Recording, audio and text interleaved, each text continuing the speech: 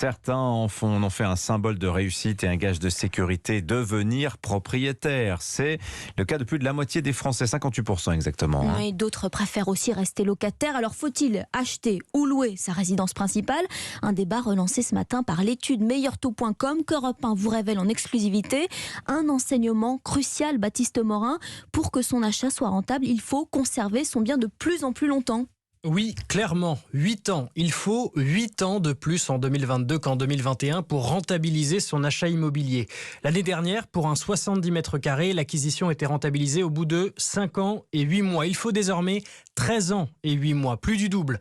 La porte-parole de Meilleur Taux, Maëlle Bernier, l'explique. Si vous avez des prix de l'immobilier à l'achat qui augmentent, des taux qui augmentent et des loyers qui ne bougent pas, fatalement, acquérir un bien va nécessiter plus de temps pour le rentabiliser. La tendance se vérifie partout, mais encore plus dans certaines villes.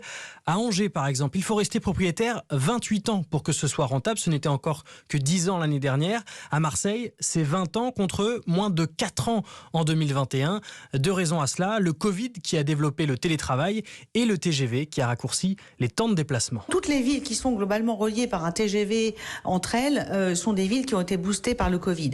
Alors évidemment, Marseille ou toutes les villes du Sud, vous avez un avantage autre, c'est que vous avez en plus le soleil, ce qui n'est pas forcément le cas dans l'Ouest tout le temps. Reste qu'obtenir un prêt est devenu nettement plus compliqué cette année. Près d'une demande d'emprunt sur deux est aujourd'hui refusée. Baptiste Morin du service économie d'Europe 1.